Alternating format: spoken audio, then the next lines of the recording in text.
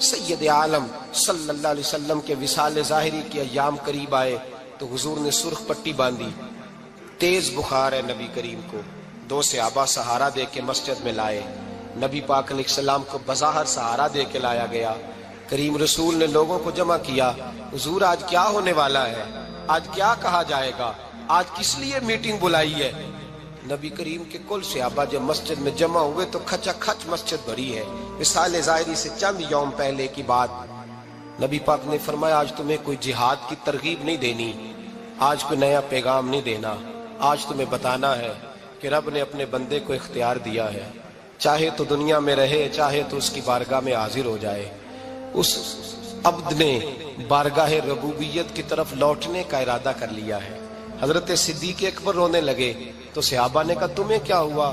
کہنے لگے سمجھ نہیں رہے، کسی کی بات نہیں کر رہے، نبی پاک تو اپنی بات فرما رہے ہیں، اس نے جانے کا ارادہ کر لیا۔ سنیے میرے بھائی، محبوب پاک نے فرمایا بھائی کسی شخص کو میری طرف سے کوئی تکلیف پہنچی ہو تو بدلہ لے سکتا ہے، بدلہ لے سکتا ہے، کسی کو تکلیف پہنچی ہو۔ صحابہ پھوٹ کے رونے لگے، محبوبہ کرم ہی کرم ہوا ہے، رحمت ہی رحمت آئی، آپ کے بارے میں گمان کرنے والا بھی دائرہ ایمان سے نکل جائے گا۔ حضور آپ کیا فرما رہے ہیں؟ فرمایا نہیں بھائی اٹھو۔ پیچھے سے جناب عکاشہ بن محصن اٹھے، ہاتھ کانپتے ہیں آگے بڑھے، کہنے لگے یا رسول اللہ، ایک جنگ کے موقع پر آپ نے درہ مارا تھا، ننگی پیٹھ پر صفیں سیدھی کراتے، بات دل میں رہ گئی ہے، میں نے بدلہ لینا ہے۔ نبی کریم نے فرمایا بلال دوڑ کے جاؤ، فاطمہ کے گھر درہ پڑا ہے، درہ لاؤ۔ سیدنا بلال حبشی کہتے میں گیا، دستک دی سیدہ طیبہ طاہرہ، حضرت فاطمہ فرمانے لگی بلال کیسے آئے ہو؟ اماں جی وہ درہ چاہیے تھا۔ سیدہ کو تشویش ہوئی، کہنے لگے بلال نہ تو جنگ پہ جانا ہے، نہ جہاد ہے، نہ کوئی ایسا موقع ہے، حضور کی تو طبیعت مبارک بظاہر بڑی علیل ہے، درہ کیا کریں گے؟ حضرت بلال عرض کرنے لگے اماں جی ایک صحابی بدلہ لینے لگے ہیں، صاحب طبقات نے جملے لکھے ہیں، کہتے ہیں بی بی صاحبہ نے درہ بھی دیا اور امام حسن حسین کو بھی باہر نکالا۔ فرمانے لگی عکاشہ سے کہنا 100 درے مارے، ان دو شہزادوں کے جسم پر نبی پاک کے قریب نہ جائے، میں نے 2 بچے پیدا ہی اپنے محبوب پر قربان کرنے کے لیے کیے، ان کو لے جائے۔ حضرت بلال کہتے میں 2 شہزادے لے کے آیا، اور جب دروازے میں میں لے کے پہنچا تو نبی پاک نے دیکھا تو آنکھوں میں آنسو آ گئے، فرمایا ان کو بٹھا دو، مجھے پتا ہے فاطمہ نے کیا کہہ کے بھیجا ہے۔ حضرت سیدنا بلال فرماتے ہیں درہ میں نے جناب عکاشہ کو دیا، حضرت عکاشہ درہ لے کے آگے جو بڑھے تو حضرت ابو بکر صدیق نے ان کے پیروں پہ ہاتھ رکھا، فرمایا عکاشہ میری طرف آ یار، مجھے مار درے، نبی پاک کے قریب نہ جا۔ مصطفیٰ کریم نے فرمایا ابو بکر تو ہٹ جا، اسے آنے دے۔ فرماتے ہیں میں چند قدم آگے گیا تو مولا علی شیر خدا نے میرے پیر پہ ہاتھ رکھا، کہنے لگے عکاشہ سوچ تو صحیح تو کیا کر رہا ہے؟ حضور نے فرمایا علی ہٹ جاؤ، میرا اور ان کا معاملہ ہے۔ جناب عکاشہ آگے بڑھ رہے، نبی کریم نے فرمایا میں اپنی امت کو درس دینا چاہتا ہوں، خبردار خبردار زندگی میں تمہارے ہاتھ سے زبان سے کسی کو تکلیف نہ پہنچنے پائے، خبردار یاد رکھنا وہ معاشرے بگڑ جاتے ہیں، وہ معاشرے تباہ کر دیے جاتے ہیں جہاں ظلم ہوتا ہے، جہاں زیادتی ہوتی ہے، جہاں لوگوں کو ستایا جاتا ہے۔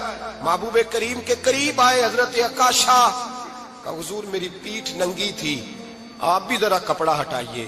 نبی کریم نے پیٹھ سے کپڑا ہٹایا، جناب عکاشہ نے درہ جو اٹھایا تو صحابہ کی چیخیں نکلی، حضرت عکاشہ نے درہ دور پھینکا، حضور کے بطن اطہر سے لپٹ گئے، چومنے لگے، کہنے لگے حضور وہ تو صفیں سیدھی کراتے لگ گیا تھا، آپ نے کہاں مارا تھا؟ یا رسول اللہ میں تو بہانہ بنا رہا تھا کہ جاتی دفعہ مجھے وجود چومنے کا موقع نصیب ہو جائے، مجھے یہ موقع نصیب ہو جائے۔ میرے حبیب نے فرمایا جس نے جنتی دیکھنا ہو میرے عکاشہ کی زیارت کر لے۔ بھائی ظلم کا دروازہ کھلا ہوا ہے اور لوگ بھول جاتے ہیں زیادتی کرتے ہوئے، وہ بہو سے ہی کیوں نہ کریں، وہ اپنے گھر کے بھول جاتے ہیں کہ شاید پوچھنے والا کوئی نہیں، شاید میزان نہیں لگے گا۔ ایران کے بادشاہ نے اپنے بیٹے کو پڑھانے کے لیے ایک استاد صاحب کا بندوبست کیا۔ استاد صاحب کو کہا کہ میرے بچے کو دین پڑھائیے، میں چاہتا ہوں کل اس نے عنان حکومت کو سنبھالنا ہے تو یہ دین سے آگاہ ہو جائے، اس کو کچھ سکھائیے پڑھائیے۔ بہت نیک بزرگ بڑے درویش عالم پڑھانے لگے، اسباق مکمل ہو گئے، دین کے اسباق قرآن مجید پڑھایا، احادیث طیبہ کا درس دیا، اصول فقہ سے روشناس کرایا۔ جب بچے نے مکمل تعلیم حاصل کر لی اور آمین ہو گئی، دستار ہو گئی، فارغ ہو گئے، تو پھر ایک دن استاد صاحب نے کہا بیٹے کل تم نے ضرور آنا ہے، کچھ بات کرنی ہے۔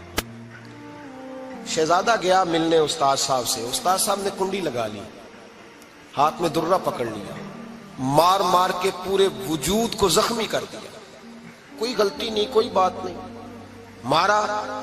اب بچہ آیا آ کے بادشاہ سلامت سے کہا کہ ابا جی سمجھ نہیں آئی، بڑا مارا ہے استاد۔ تو سیانے تھے نا بادشاہ، یہاں تو قاری صاحب روز کٹہرے میں کھڑے ہوتے ہیں، مولوی صاحب آپ نے میرے بچے کو کیوں مارا ہے؟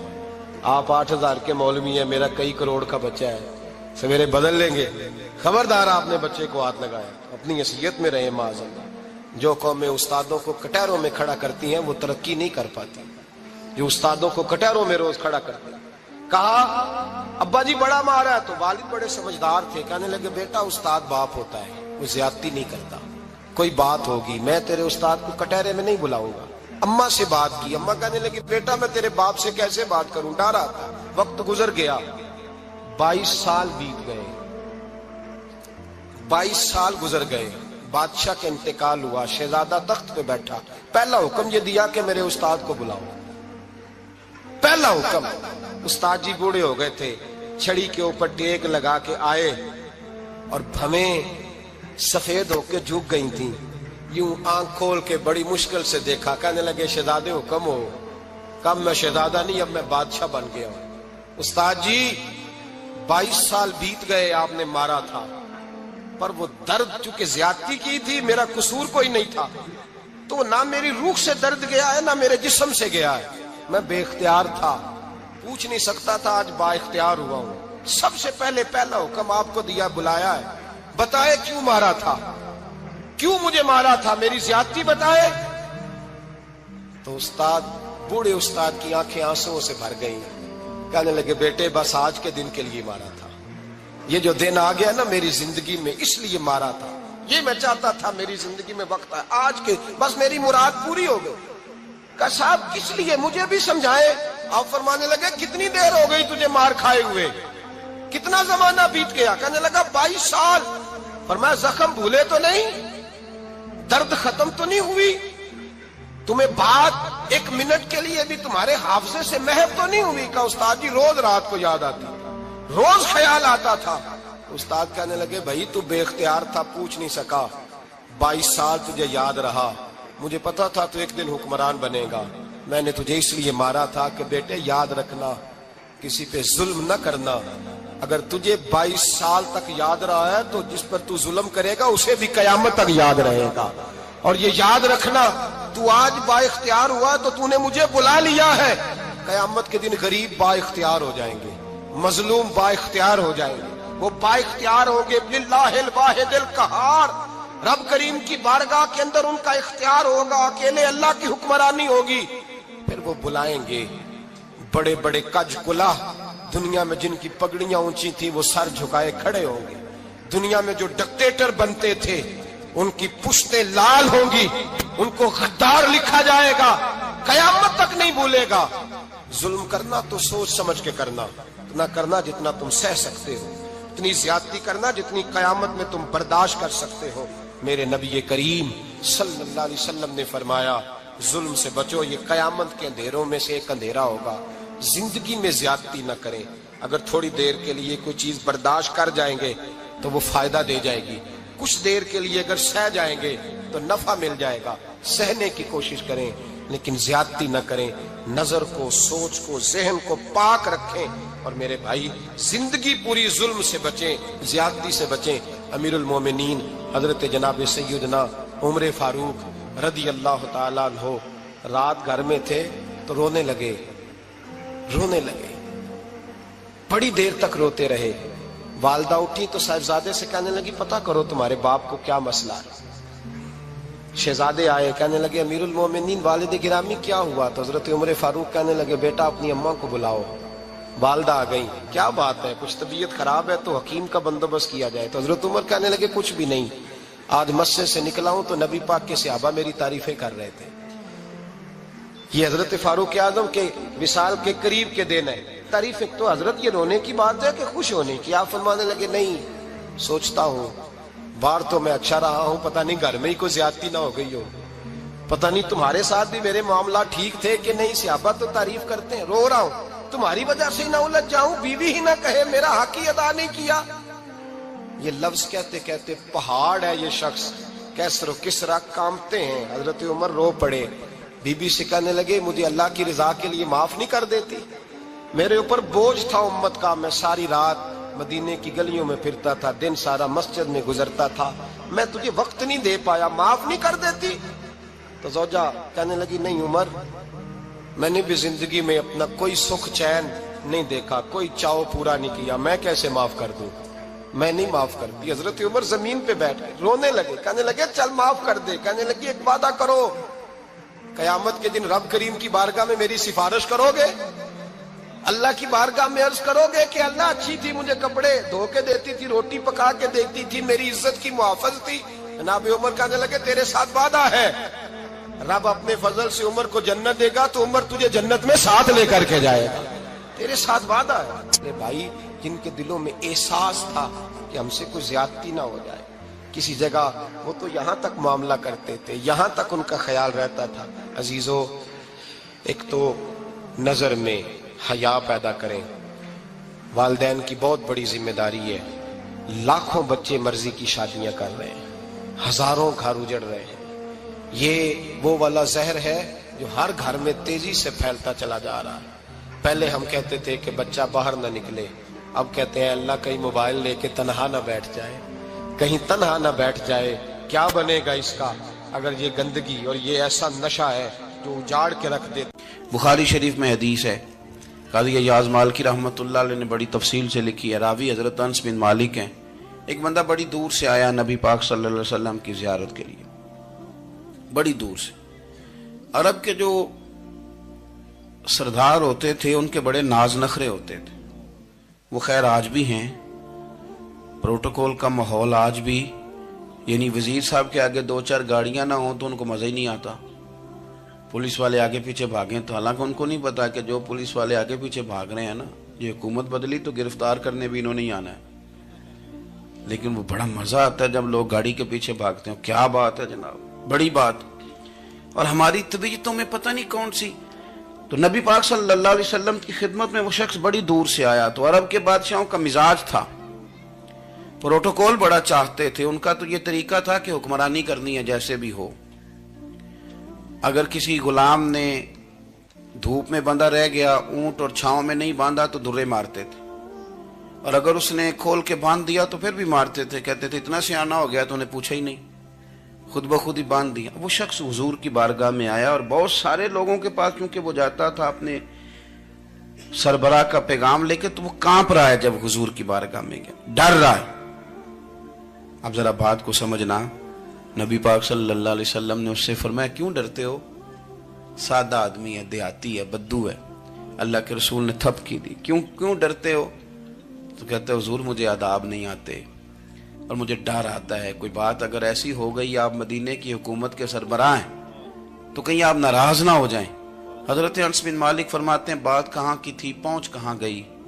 جب اس نے یہ کہا نا کہ آپ تو حکومت کے سربراہ ہیں، کہیں کوئی غلطی نہ مجھ سے ہو جائے، تو نبی پاک کی آنکھوں میں آنسو آ گئے، حضور رونے لگے، اور نبی پاک صلی اللہ علیہ وسلم فرمانے لگے نہ بھائی، تو کسی حکومت کے سربراہ کے پاس نہیں آیا، نہ تو اس بیٹے کے پاس آیا ہے جس کی ماں گوشت کے خشک ٹکڑے کھا کے بھی گزارا کر لے گی۔ میں تو ایک غریب ماں کا بیٹا ہوں۔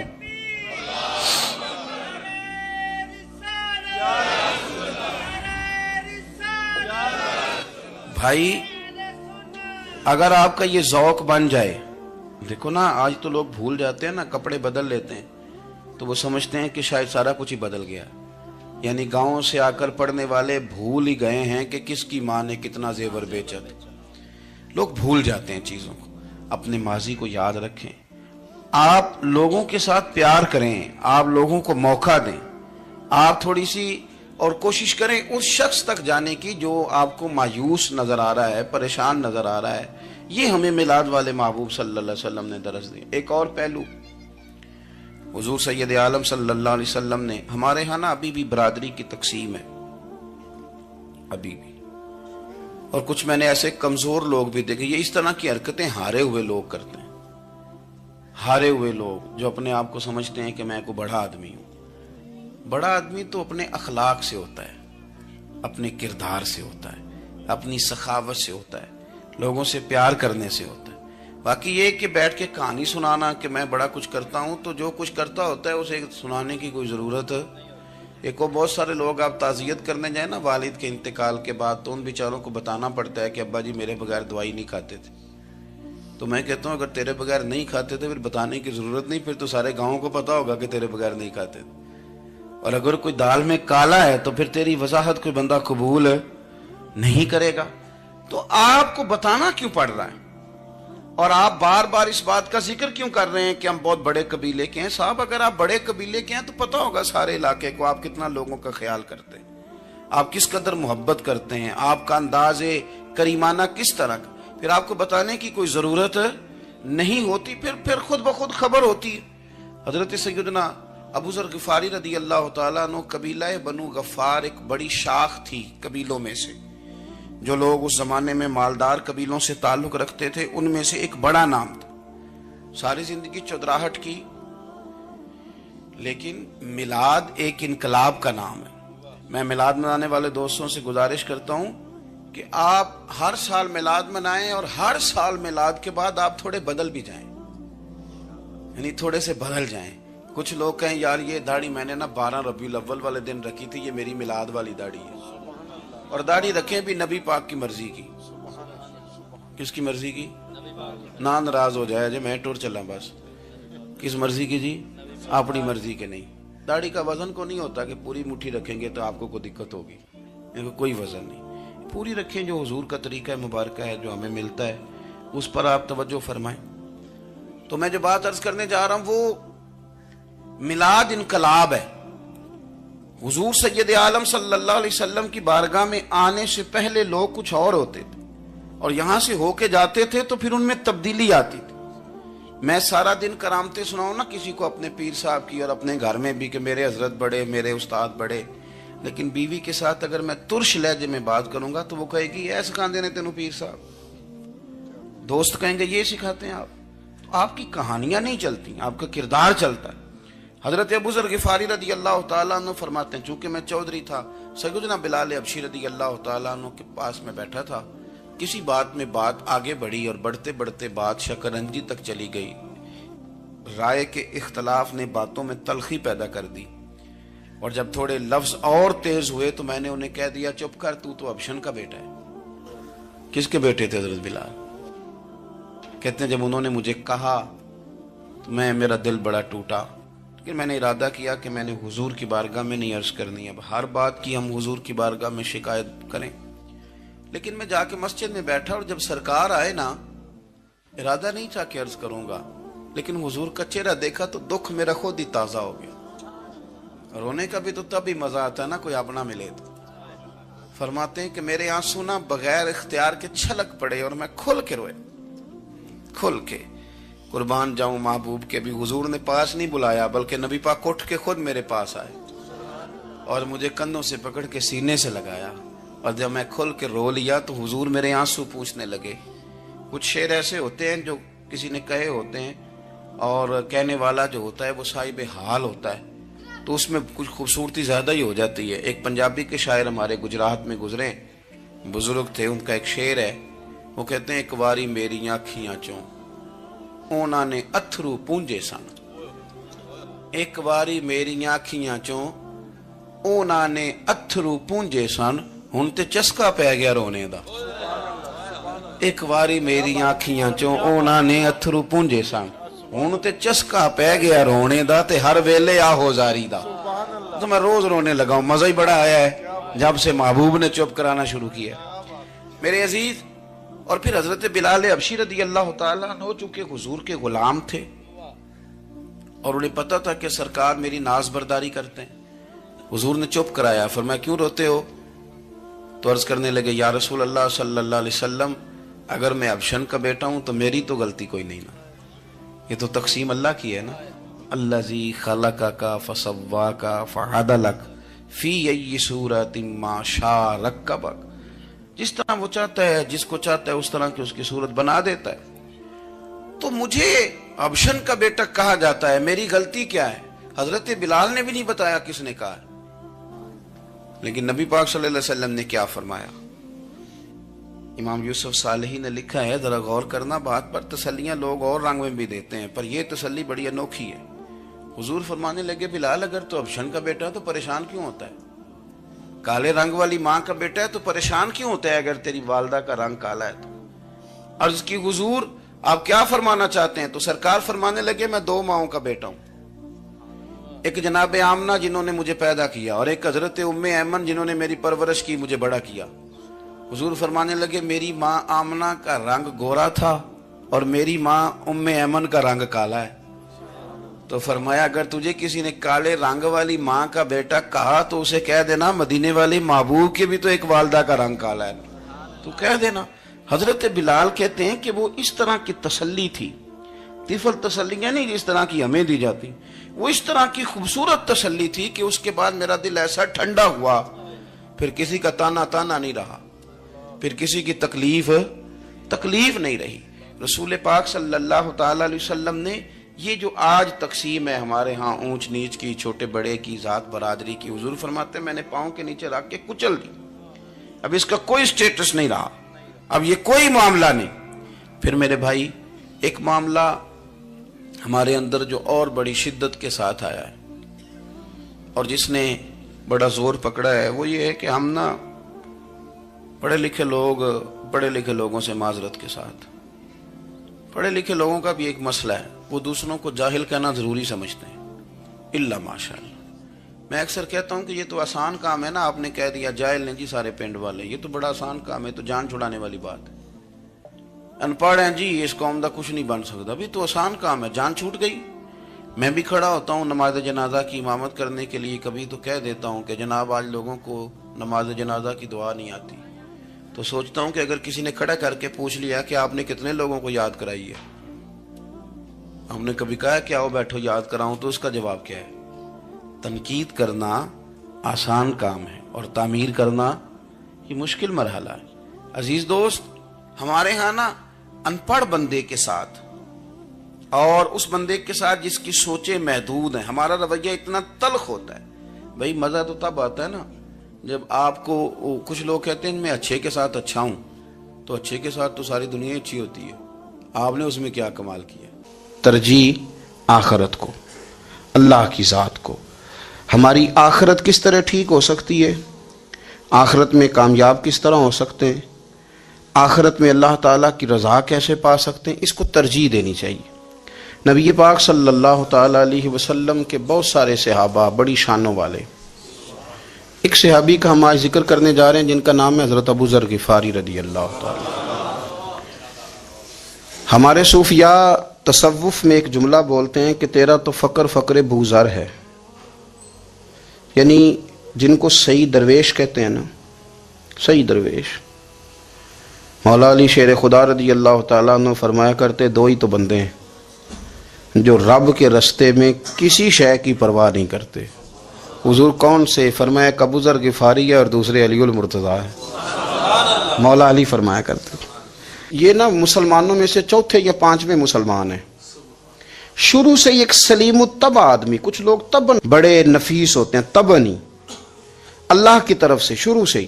ان کا جو قبیلہ تھا بنو غفار، وہ راہزنی کرتا تھا، لوگوں کو لوٹ لیتا تھا، شروع میں یہ کام کیا، لیکن جب کچھ لوگوں کی چیخیں کانوں میں گئیں تو چھوڑ دیا، فرمایا نہیں یار طبیعت نہیں مانتی۔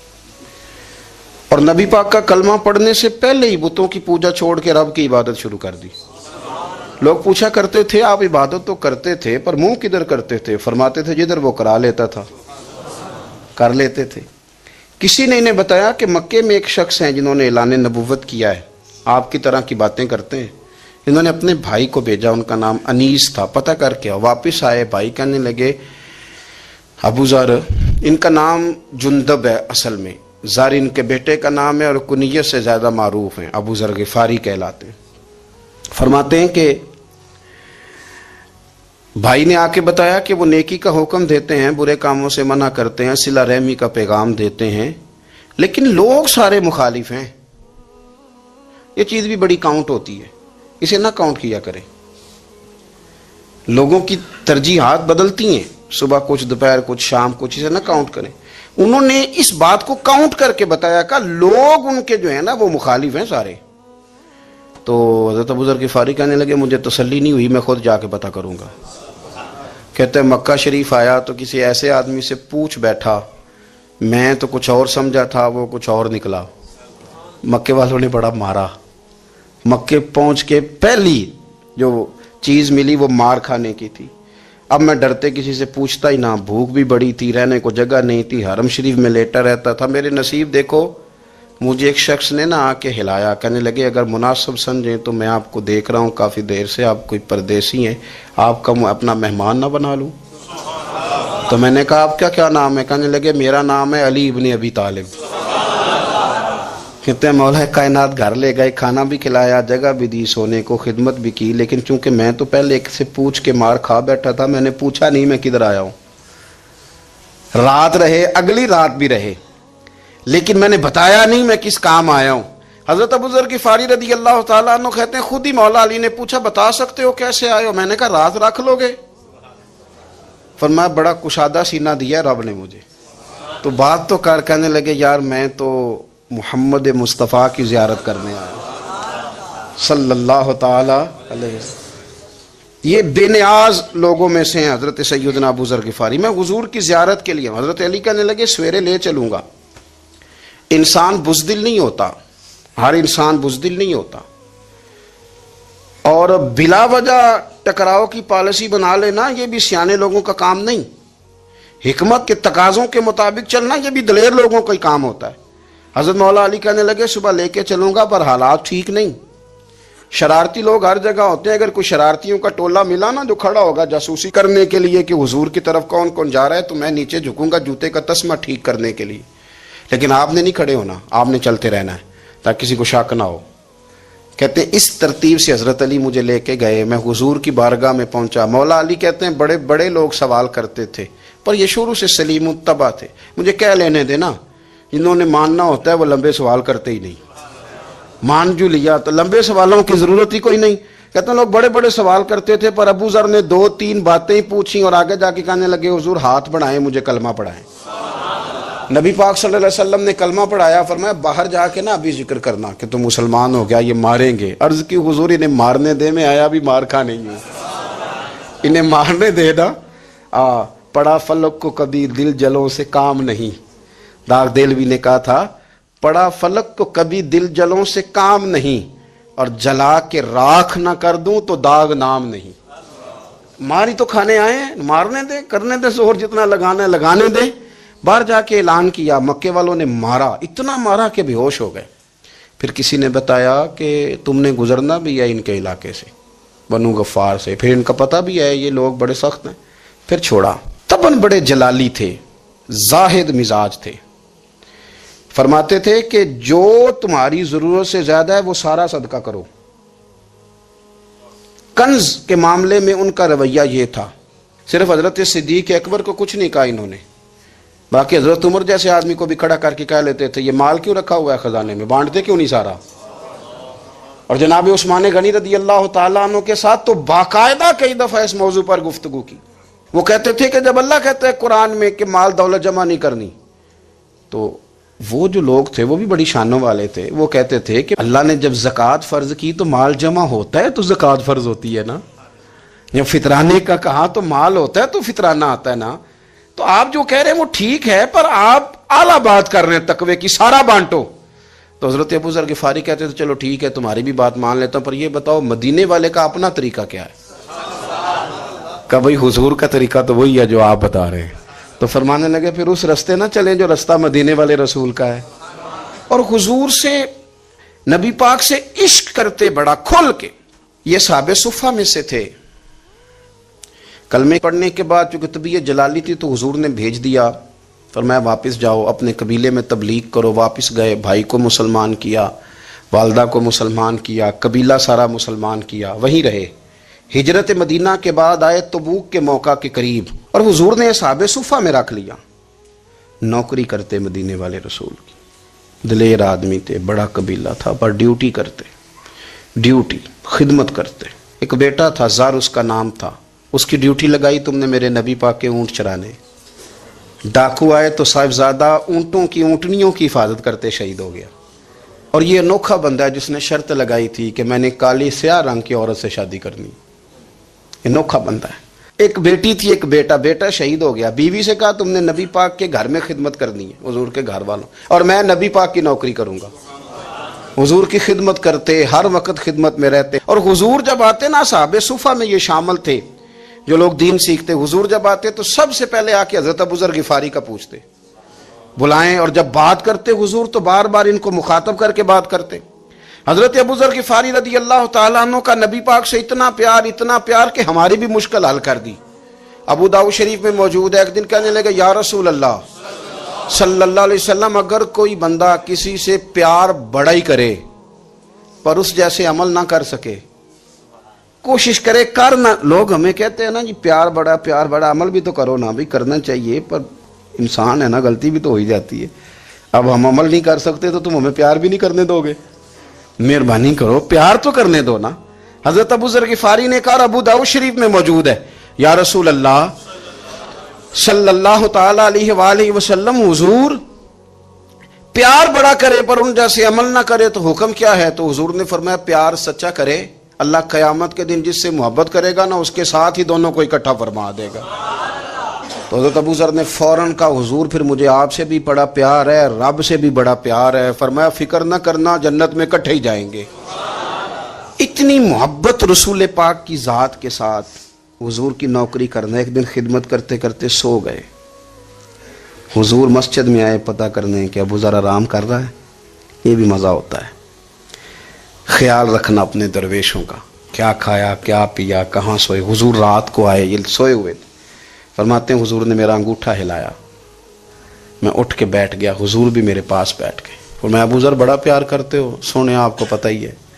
کہا یار تو بڑی نوکری کرتا ہے، ایک دن وہ بھی آئے گا جس دن تجھے میری مسجد اور میرے شہر سے جانا پڑے گا، پھر کیا کرو گے؟ تو عرض کی حضور کسی کی طاقت ہے مجھے آپ کے شہر سے نکالے؟ میں تلوار نکال لوں گا۔ تو نبی پاک نے فرمایا تلوار نہ نکالنا، جہاں تمہیں بھیجا جائے چپ کر کے چلے جانا۔ حضور کب تک؟ فرمایا جب تک اللہ تیری اور میری ملاقات نہیں کرا دیتا، یعنی وصال تک۔ یہ واحد شخص ہیں کہ حضور کے وصال ظاہری کا وقت آ گیا تو فرمایا کوئی میرے ابوذر کو بلاؤ۔ جب یہ آئے تو حضور لیٹے ہوئے تھے، یہ جھکے نبی پاک کی طرف، حضور میں حاضر ہوں، تو حضور نے پکڑ کے سینے کے ساتھ لگا لیا۔ میرے رسول پاک صلی اللہ علیہ وسلم کی خدمت میں ایک دفعہ عرض کرنے لگے حضور مجھے صوبے کا گورنر بنا دیں۔ تو نبی پاک نے فرمایا ابوذر میں عہدے پسند نہیں کرتا، تو تمہیں بھی میں کہتا ہوں عہدہ نہ لینا، تمہیں بھی کہتا ہوں عہدہ نہ لینا۔ فرمایا ابوذر میں جو چیز اپنے لیے پسند کروں گا تمہیں بھی اسی کا مشورہ دوں گا، تم بندے اچھے ہو پر یہ کام تمہارے بس کا نہیں ہے۔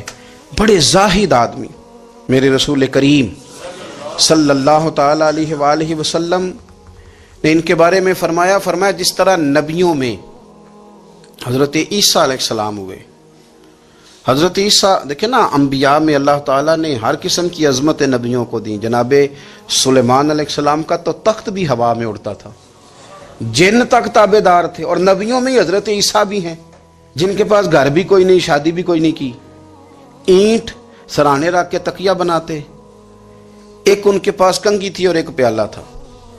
دیکھیں جو بندہ نیک ہو نا، وہ بھی نیک ہیں، اللہ کے نبی ہیں۔ آپ اپنا تقوی مسلط نہیں کریں گے، جو وہ کر رہے ہیں وہ بھی مخلص ہو کے کر رہے ہیں۔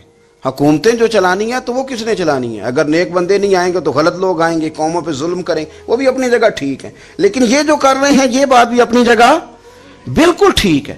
ہم پتہ کیا کرتے ہیں، ہم چیزوں کو مسلط کرتے ہیں، ایک دوسرے پر مسلط نہیں کریں چیزوں کو۔